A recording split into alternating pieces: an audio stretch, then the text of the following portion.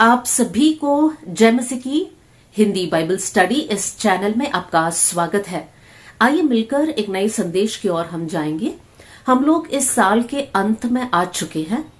एक नया साल में हम लोग प्रवेश करने जा रहे हैं और हर साल हम लोग कुछ निर्णयों को लेते हैं, कुछ रेजोल्यूशंस को लेते हैं कि नया साल में हम ऐसे रहेंगे, ऐसी ऐसी बातों को हम करेंगे। वो चाहे आपके आत्मिक जीवन के बारे में हो या फिर अपने शरीर या फिर अपने परिवार के विषय में हो, चाहे वो एक्सरसाइज के विषय में हो, डाइटिंग के बारे में हो या फिर एक दूसरे के साथ बात करने के तरीके में हो।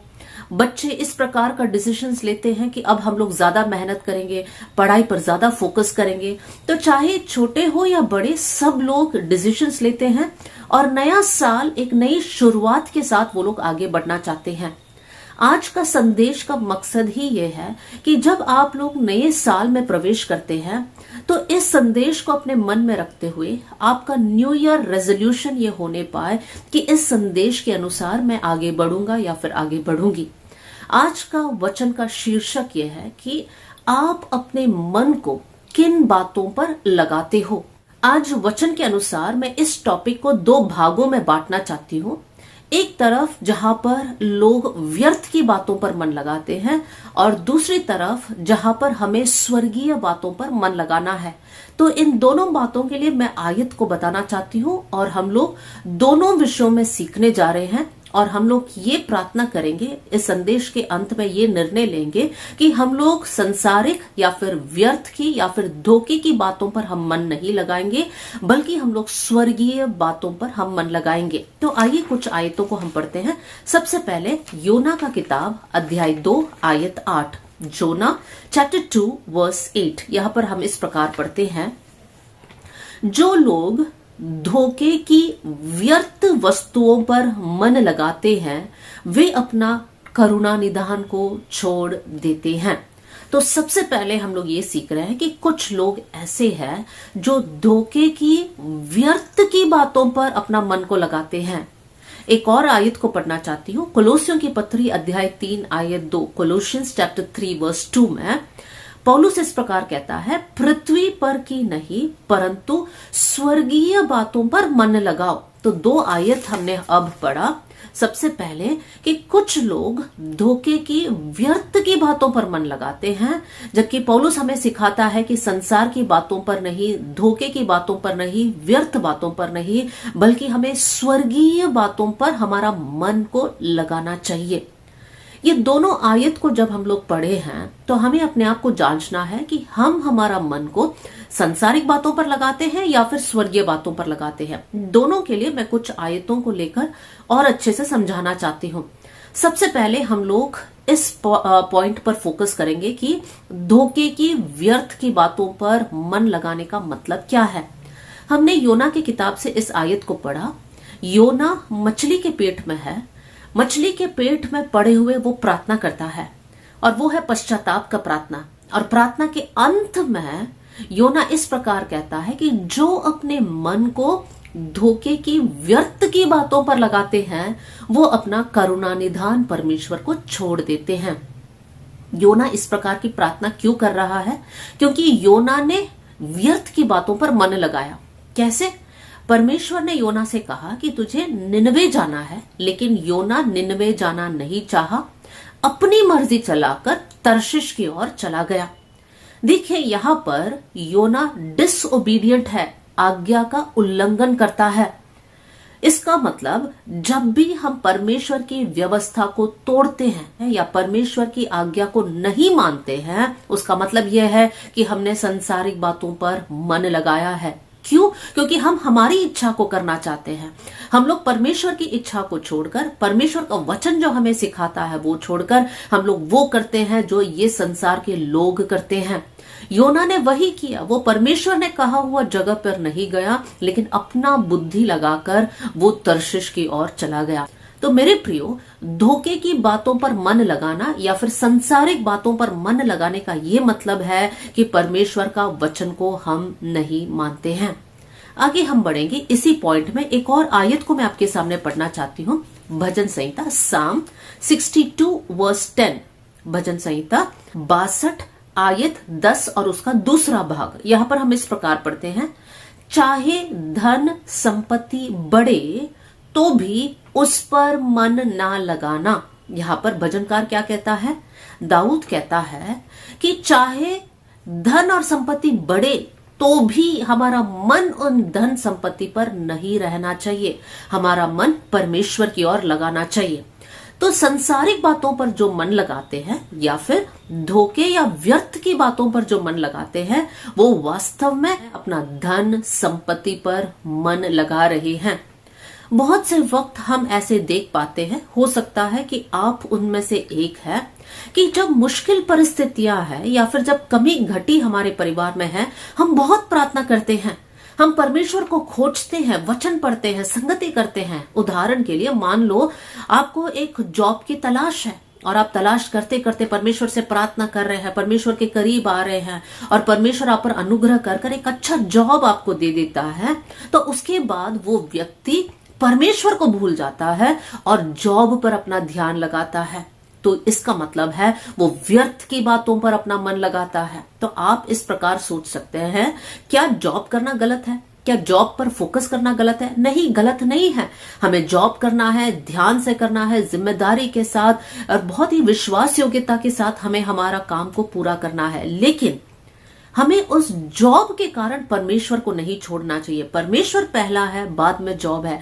चाहे वो जॉब हो, चाहे वो पढ़ाई हो, चाहे वो आपका परिवार हो, चाहे शादी के विषय हो, चाहे कुछ भी क्यों ना हो, अगर हम परमेश्वर को छोड़कर अपने धन दौलत या संपत्ति या आशीष पर मन लगाते हैं, उसका मतलब हम सांसारिक बातों पर मन लगा रहे हैं। तो सबसे पहले हमने देखा, जो आज्ञा को नहीं मानते हैं वो लोग व्यर्थ की बातों पर मन लगाते हैं। दूसरी बात, जो धन संपत्ति या आशीष पर मन लगाते हैं वो व्यर्थ की बातों पर मन लगा रहे हैं।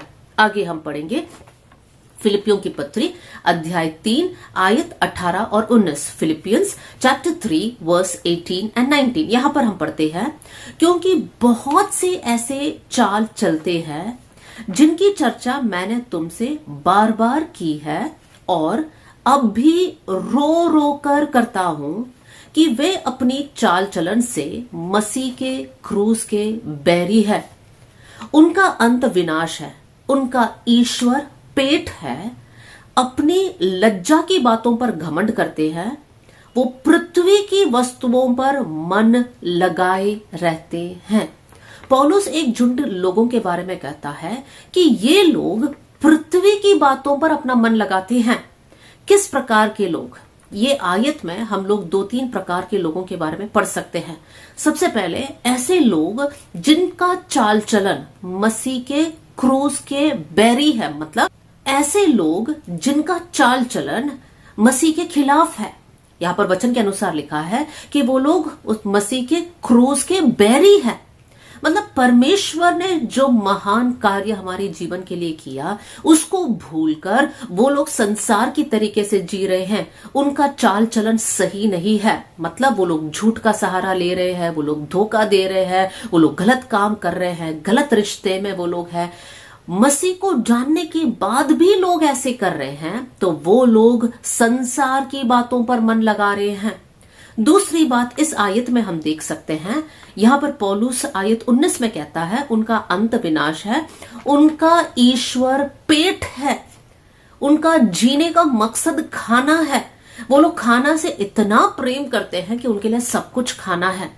मेरे प्रियो, क्या खाना छोड़ दे? नहीं, हमें इसको गलत तरीके से नहीं लेना है। अगर हमें जीना है तो हमारा शरीर में ताकत होना जरूरी है, हमें भोजन लेना चाहिए। लेकिन पौलुस कुछ लोगों के बारे में इस प्रकार कहता है कि उनका ईश्वर पेट है, मतलब उनको सिर्फ खाना खाना है और उनका पूरा फोकस खाने पर है। मतलब उनको परमेश्वर नहीं चाहिए, उनको संगति नहीं चाहिए, अगर कुछ भी चाहिए तो उनको खाना चाहिए। मेरे प्रियो, क्या हम इस झुंड में हैं? ऐसे लोग जिनका पेट परमेश्वर है, ऐसे लोग कभी उपवास नहीं लेते हैं, कभी भोजन को छोड़कर प्रार्थना नहीं करते हैं। मेरे प्रियो, हमारा लाइफस्टाइल कैसा है? अपने जीवन को जांचिए। क्या साल में कुछ दिन या फिर महीने में कुछ ऐसा दिन को हम रखते हैं जहां पर हम भोजन को त्याग कर हम वो समय भी परमेश्वर की उपस्थिति में बैठकर प्रार्थना करते हैं, परमेश्वर को खोजते हैं, मतलब हम लोग उपवास लेते हैं? क्या हम लोग ऐसे लोग हैं? या फिर पिछले साल आप देख लीजिए या फिर ये साल आप देख लीजिए, क्या आपने एक भी दिन उपवास नहीं लिया? तो मेरे प्रियो, आपने व्यर्थ की बातों पर मन लगाया है, जबकि परमेश्वर ने आपको स्वर्गीय बातों पर मन लगाने के लिए बुलाया है। फिर हम पढ़ते हैं, अपनी लज्जा की बातों पर घमंड करते हैं। जो लोग दुनिया पर मन लगाए हैं, जो लोग व्यर्थ की बातों पर मन लगाए हैं, वो लोग लज्जा की बातें करते हैं और उस पर घमंड भी करते हैं। मेरे प्रियो, हमारे क्रिश्चियन वर्ल्ड में, हमारे इस मसीही समाज में आज पाप घुस चुका है। आज हम में से बहुत सारे लोग एक समझौता का जीवन को जी रहे हैं। हमने दुनिया को भी हमारे जीवन में लेकर रखा है और प्रभु का वचन को भी हम लेके रखते हैं, और हम लोग एक समझौता का जीवन को आगे बढ़ाते हैं, जबकि परमेश्वर इस बात को कभी नहीं चाहता है। हमारा एक ही स्वामी है। हमारा स्वामी पेट नहीं है। हमारा स्वामी इस दुनिया का सुख विलास नहीं है। जो लोगों के बारे में लिखा है कि वो लोग लज्जा के कामों पर घमंड करते हैं। मेरे प्रियो, आज देख लीजिए, हम में से कितने ऐसे लोग हैं जो अपने आप के बारे में कहते हैं हम विश्वासी हैं। दुनिया की तरह हम लोग जीते हैं और उस पर घमंड भी करते हैं। मेरे प्रियो, दुख की बात, हम में से कितने लोग समय निकालकर व्यर्थ की बातों को देखते हैं, फिल्म्स देखते हैं, फिल्मी सॉन्ग सुनते हैं। हम लोग ट्रेन में सफर करते हैं, बस में सफर करते हैं, कौन से गाने हम देखते हैं या सुनते हैं, कौन से फिल्म हम देखते हैं, हम लोग क्या हमारे अंदर डालते हैं। बहुत सारे लोग फिल्मी गाने पर नाचकर उसका रील्स बनाकर पोस्ट भी करते हैं, उस पर घमंड करते हैं। मेरे प्रियो, किन बातों पर हम हमारे मन को लगा रहे हैं? हमारा समय को हम कैसे बिता रहे हैं? हम किन बातों पर घमंड करते हैं? पौलुस कहता है, मैं उस क्रूस पर घमंड करता हूं। मेरे प्रियो, आज अपने लाइफ को चेक कर लीजिए, मैं और आप किन विषयों पर घमंड कर रहे हैं? क्या हम हमारी सुंदरता, क्या हमारा फैशन सेंस या फिर लेटेस्ट ट्रेंड्स जो इस दुनिया में चल रही है, उन बातों को कर कर हम घमंड करते हैं, या फिर हमारे लिए सब कुछ हमारा परमेश्वर और परमेश्वर का वचन है? किन बातों पर हम घमंड करते हैं? मेरे प्रियो, एक राजा के बारे में मैं कहना चाहती हूँ। दूसरा इतिहास अध्याय 12 आयत 14, सेकंड क्रॉनिकल्स चैप्टर 12 वर्स 14 में हम इस प्रकार पढ़ते हैं। हम लोग राजा रहूबियाम के बारे में पढ़ते हैं। उसने वह कार्य किया जो बुरा है, अर्थात उसने अपने मन को यहोवा की खोज में नहीं लगाया। राजा रहूबियाम के बारे में हम क्या पढ़ते हैं? वो बुरा काम किया, उसने अपना मन को यहोवा परमेश्वर की ओर नहीं लगाया। अपना मन को परमेश्वर की ओर लगाने के बदले वो संसारिक और बुरी बातों पर अपना मन को लगाया। तो जो हम सीख रहे हैं, हमने 2 भागों में आज हमारा संदेश को डिवाइड किया है। जो संसारिक बातें या पृथ्वी की बातें या धोखे की, व्यर्थ की बातों पर फोकस करते हैं, वो किस प्रकार के लोग हैं, उन लोगों के बारे में हमने अब तक सीखा। उसका एक उदाहरण मैंने बताया, राजा रहूबियाम। अब हम लोग उसका दूसरा साइड को सीखने जा रहे हैं। वो ये है जो स्वर्गीय बातों पर मन लगाते हैं। पौलुस ने हमें ये बात समझाया है कि हमें पृथ्वी की बातों पर नहीं, लेकिन स्वर्गीय बातों पर मन लगाना है। मेरे प्रियो, आज मेरी प्रार्थना प्रभु से यह है कि जो भी ये वचन सुनते हैं वो सब इस बात को ठान ले कि हम स्वर्गीय बातों पर हमारे मन को लगाएंगे। स्वर्गीय बातों पर मन लगाने का मतलब क्या है? कुछ आयतों को मैं आपके सामने पढ़ना चाहती हूँ। भजन संहिता साम 62 वर्स 1, भजन संहिता 62 आयत 1। दाऊद प्रार्थना करता है, सचमुच मैं चुपचाप होकर परमेश्वर की ओर मन लगाया हूं। दाऊद क्या कहता है? मैं चुपचाप रहकर परमेश्वर की ओर अपना मन को लगाया हूं। मेरे प्रियो, जब दाऊद कहता है मैंने परमेश्वर की ओर अपना मन को लगाया हूं, इसका क्या मतलब है? इसका मतलब सुबह उठते ही दाऊद सबसे पहले परमेश्वर के बारे में सोचता है, परमेश्वर से प्रार्थना करता है, परमेश्वर की स्तुति करता है, परमेश्वर के लिए समय अलग करता है। कुछ भी करने से पहले ये सोचता है कि प्रभु क्या मैं ये करूं? क्या ये आपके नजर में सही है? परमेश्वर इसको कैसे करूं? परमेश्वर ये करने के लिए मुझे हेल्प करना। देखिए, सारी बातों के लिए परमेश्वर पर निर्भर रहने का मतलब है परमेश्वर पर मन लगाना। आज हम लोग ये निर्णय लेंगे कि प्रभु का अनुग्रह से अगर हम नए साल में प्रवेश करेंगे तो हम परमेश्वर की बातों पर मन लगाएंगे। सुबह उठते ही सबसे पहले हम लोग फोन को नहीं उठाएंगे, लेकिन सबसे पहले हम उठकर प्रभु को धन्यवाद देंगे। एक नया दिन के लिए हम धन्यवाद देंगे। उस दिन जीने के लिए ताकत को हम मांगेंगे। क्या करना है, क्या नहीं करना है, हमारा जीवन दूसरों के लिए एक आशीष होने के लिए हम प्रार्थना करेंगे। परमेश्वर हमसे क्या चाहता है उस बात को हम लोग पूछेंगे। परमेश्वर का वचन को हम पढ़ेंगे। तो आज से लेकर हम लोग इस बात को डिसाइड करेंगे कि हम स्वर्गीय बातों पर मन लगाएंगे, मतलब हमारा मन परमेश्वर की ओर लगा रहेगा। आगे हम लोग पढ़ेंगे एक और आयत, भजन संहिता साम 119 वर्स 97, भजन संहिता 119 आयत 97। यहां पर हम पढ़ते हैं, मैं तेरी व्यवस्था से कैसे प्रीति रखता हूं, दिन भर मेरा ध्यान उसी पर लगा रहता हूं।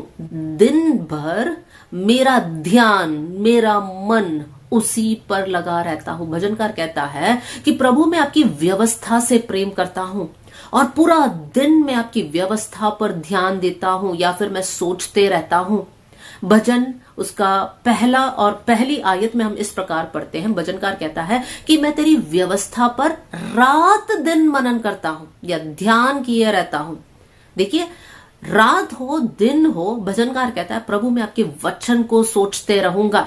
मेरे प्रियो, आज हमारे जीवन को अगर हम जांचें, हम लोग कितनी बातों को सोचते हैं जो व्यर्थ की बातें हैं, कितना टेंशन लेते हैं, कितना चिंता करते हैं, कितनी बुरी सोच को हम सोचते हैं, कितने शरीर की अभिलाषाओं के अनुसार हम सोचते हैं। लेकिन आज हम लोग इस वचन को सुनते समय हम लोग ये प्रार्थना करेंगे कि प्रभु आपकी व्यवस्था को रात दिन मनन करने का एक अनुग्रह हमें देना, हमें सिखाना। आगे हम पढ़ेंगे कुलुस्सियों की पत्री अध्याय 3 आयत 16, कोलोसियंस चैप्टर 3 वर्स 16। यहां पर हम पढ़ते हैं, मसीह के वचन को अपने हृदय में अधिकाई से बसने दो। पौलुस क्या कहता है कुलुस्सियों अध्याय 3 में, मसीह का वचन को अधिकाई से मतलब भरपूरी से अपने हृदय में बसने दो। मेरे प्रियो, हमारा हृदय में क्या है वही हम सोच सकते हैं। अगर आप कंटिन्यूअस एक सीरियल को देखते होंगे तो अगला दिन भी आपका मन करेगा कि उसमें क्या हो रहा है, उसमें वो डायलॉग किसने बोला, या फिर दो लोगों के बीच में क्या हुआ, या लड़ाई के बीच में क्या हुआ, किसने उस लड़ाई को सुलझाया। मतलब हमारा मन उस सीरियल पर लगा हुआ है। लेकिन जो वचन पढ़ते हैं उनका मन वचन से भरा हुआ होने के कारण वो लोग वचन के बारे में सोचते हैं। मेरे प्रियो, हम सब चाहते हैं कि परमेश्वर हमसे बात करे, और परमेश्वर हमसे तब बात करता है जब हमारे मन में वचन है, क्योंकि परमेश्वर वचन के जरिए हमसे बात करता है। तो हमारे मन में वचन है तो पवित्र आत्मा हमको याद दिलाएगा, एक एक आयत को लेकर याद दिलाएगा। लेकिन हमारे मन में वचन ही नहीं है तो परमेश्वर की बातों को हम कैसे समझेंगे, हम नहीं समझ पाएंगे। इसलिए हम लोग प्रार्थना करें, प्रभु आपका वचन मेरे अंदर अधिकाई से बसने दे। अपने आप नहीं बसेगा मेरे प्रियो, हमें प्रयास करना है, हमें कोशिश करना है, हमें बाइबल निकालकर पढ़ना स्टार्ट करना पड़ेगा। मन नहीं है तो भी पढ़ना पड़ेगा, बोरिंग लगता है तो भी पढ़ना पड़ेगा। और मैं इस बात को आपके सामने दावे के साथ कहना चाहती हूँ, जब आप लगातार वचन को पढ़ेंगे परमेश्वर आपसे बात करने लगेगा, आपको वचन और ज्यादा इंटरेस्टिंग लगेगा, वचन आपको हिम्मत देगा, वचन आपके अंदर आनंद को भर देगा। मेरे प्रियो, वचन बहुत सामर्थी है। तो इसलिए आज ये वचन सुनते समय ये निर्णय लीजिए कि मैं वचन को पढ़ूंगा, अपने हृदय में अधिकाई से बसने दूंगा, उस पर मनन करूंगा, रात दिन उस पर ध्यान किए रहूंगा। इसका मतलब परमेश्वर पर ध्यान लगाना, और दूसरी बात परमेश्वर के वचन को अपने हृदय में समेट कर रखना। हम आगे बढ़ेंगे। अब हम लोग पढ़ेंगे एज्रा की किताब अध्याय 7 आयत 10, एज्रा चैप्टर 7 वर्स 10। क्योंकि एज्रा ने यहोवा की व्यवस्था का अर्थ जानने और उसके अनुसार चलने और यरूशलेम में विधि और नियम सिखाने के लिए अपना मन लगाया था। एज्रा अपना मन किन बातों पे लगाया? सबसे पहले अर्थ जानने, व्यवस्था की अर्थ जानने, उसके अनुसार चलने, और तीसरी बात उसको सिखाने। मेरे प्रियो, जब आप बाइबल पढ़ते हैं, हो सकता है शुरुआत में आपको समझ नहीं आएगा, लेकिन जितना ज्यादा आप पढ़ते जाओगे, पवित्र आत्मा हमारा शिक्षक है, हमें सिखाएगा। और जब हम लोग सीखेंगे, उसका मतलब को समझेंगे, हम उसके अनुसार चलना चाहिए। प्रभु का वचन को समझकर अगर हम उसके अनुसार नहीं चलते हैं तो हम पाप करते हैं। तो एजरा ने अपना मन किन बातों पर लगाया? सबसे पहले परमेश्वर की व्यवस्था की अर्थ समझने, उसके अनुसार चलने, और तीसरी बात उसको सिखाने। हम तब तक नहीं सिखा सकते हैं जब तक हम खुद नहीं चलते हैं। मेरे प्रियो, आज बहुत सारे लोग हैं जो सिखाते हैं लेकिन खुद नहीं चलते हैं। लेकिन हमें ध्यान देना है, हम तब सिखाए जब हम खुद चलते हैं। तो एजरा के अनुसार हम भी हमारे मन को किन बातों पर लगाए? स्वर्गीय बातों पर। क्या है स्वर्गीय बातों पर? परमेश्वर का वचन का अर्थ समझना है, अर्थ समझने के बाद उसके अनुसार चलना है, और चलने के साथ साथ उसको सिखाना है। तो पौलुस जब कुलुसियों की पत्री में कहता है पृथ्वी पर नहीं स्वर्गीय बातों पर ध्यान दो, तो हमने ये सीखा, दाऊद कहता है कि वो परमेश्वर पर अपना मन लगाता है। फिर हमने सीखा, भजनकार कहता है वो परमेश्वर की व्यवस्था पर अपना मन लगाता है, अपने हृदय में उसको बसाता है। तीसरी बात हमने देखा, एजरा कहता है परमेश्वर की व्यवस्था का अर्थ समझने, उसके अनुसार चलने, और साथ में सिखाने का मन उसने लगाया था। मेरे प्रियो, आज आपका मन इन बातों पर लग नहीं पाए, संसारिक बातों पर से हटाइए, चिंता से हटाइए, परेशान नहीं होना, अपना मन व्याकुल नहीं होना, लेकिन अपने मन में वचन को भरिए और परमेश्वर की बातों पर मन लगाइए। मैं दानियल का एग्जाम्पल को भी आपके सामने रखना चाहती हूँ। दानियल ने अपना मन परमेश्वर पर लगाया, लेकिन कैसे लगाया? हम लोग दानियल की किताब अध्याय 10 आयत 12 में पढ़ते हैं कि दानियल ने परमेश्वर की बातों को समझने के लिए अपना मन को लगाया, दर्शन का अर्थ समझने के लिए अपना मन को लगाया। हमारे जीवन में इस आयत का मतलब यह है कि जैसा दानियल परमेश्वर की बातों को समझने के लिए मन लगाया, वैसे ही हमें भी परमेश्वर की बातों को समझने के लिए मन लगाना चाहिए। मेरे प्रिय, बहुत साफ है, जब तक हम मन नहीं लगाएंगे तब तक हम नहीं समझेंगे, तब तक हम आत्मिक जीवन में बढ़ नहीं पाएंगे।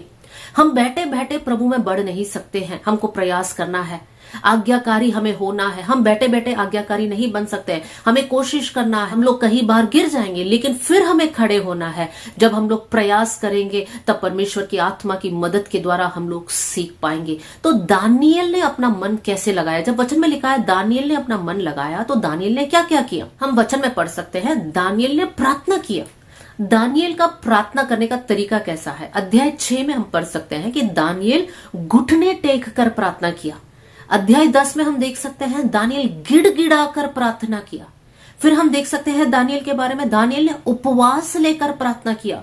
फिर हम देख सकते हैं दानियल के बारे में, वो अपने आप को दीन कर कर प्रार्थना किया। मेरे प्रियो, परमेश्वर की खोज में लगे रहने का मतलब यह है, दानियल ने जैसा अपना जीवन को बिताया वैसे हम हमारा जीवन को बिताए। दानियल ने परमेश्वर की बातों को समझने के लिए अपना मन लगाया। मेरे प्रियो, क्या मैं और आप दानियल जैसा कर सकते हैं?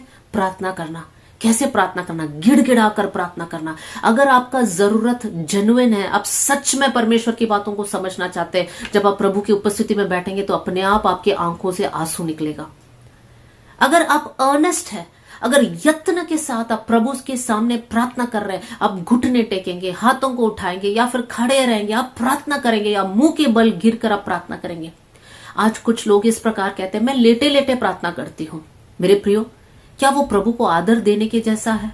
हम लेटे लेटे क्यों प्रार्थना कर रहे हैं? क्योंकि हमें उतना ही इंटरेस्ट है, हमारे अंदर वो प्यास नहीं है, हमारे अंदर वो भूख नहीं है। हम में से कुछ लोग बोलेंगे हम तो प्रार्थना ही नहीं करते हैं। मेरे प्रियो, मैं और आप जाग उठना जरूरी है। प्रभु की बातों पर मन लगाना मतलब व्यवस्था को सीखना, व्यवस्था का अर्थ समझना, उसके अनुसार चलना, उसको सिखाना, और साथ साथ प्रार्थना करना, मन लगाकर, गिड़गिड़ाकर, आंसू बहाकर, उपवास के साथ अपने आप को दीन कर कर, अपने आप को शून्य कर कर प्रार्थना करना कि परमेश्वर, मुझे इस पृथ्वी की बातों पर मन नहीं लगाना है, मुझे आपकी बातों पर मन लगाना है। मेरे प्रियो, हम कितने साल इस पृथ्वी में जिएंगे? कुछ ही साल हम जिएंगे, फिर हम लोग हमारे अनंत घर में प्रवेश करेंगे। और इस पृथ्वी में वो यत्न करें, वो प्रयास करें कि हम लोग उस स्वर्गीय घर में हम प्रवेश करने वाले बन जाएं।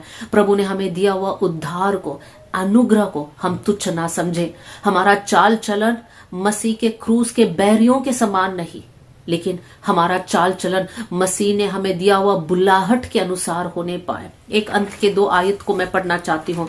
भजन संहिता 78 आयत 8, साम 78 वर्स 8। उन्होंने अपना मन को स्थिर नहीं किया। किन के बारे में लिखा है? इजरायलियों के बारे में लिखा है कि इजरायलियों ने अपना मन स्थिर नहीं किया, कभी यहां कभी वहां, कभी यहोवा परमेश्वर की ओर और कभी बलवा किया, कभी किसी और को माना, कभी किसी और के सामने दंडवत किया। उन्होंने अपना मन को स्थिर नहीं किया। मेरे प्रियो, इजरायलियों के बारे में परमेश्वर का वचन हमें सिखाता है, उन्होंने अपना मन को स्थिर नहीं किया। क्या प्रभु हमको देखकर यही कहता है कि मेरा बेटा, मेरी बेटी अपना मन स्थिर नहीं है, स्थिर करो? क्या परमेश्वर हमसे ऐसा कहता है तो मेरे प्रियो, आज वो समय है जहां पर हम लोग ये निर्णय ले कि हम लोग पृथ्वी की बातों पर नहीं, हम लोग टाइम पास वाली बातों पर नहीं, मजाक वाली बातों पर नहीं, हम लोग हमारे टैलेंट्स, हमारे वरदान को बर्बाद करने वाली बातों पर नहीं, हमारे बुलाहट को नष्ट करने वाली बातों पर नहीं, हमारा अभिषेक को गुम करने वाली बातों पर नहीं, लेकिन हम लोग स्वर्गीय बातों पर हम लोग मन लगाने वाले बन जाए।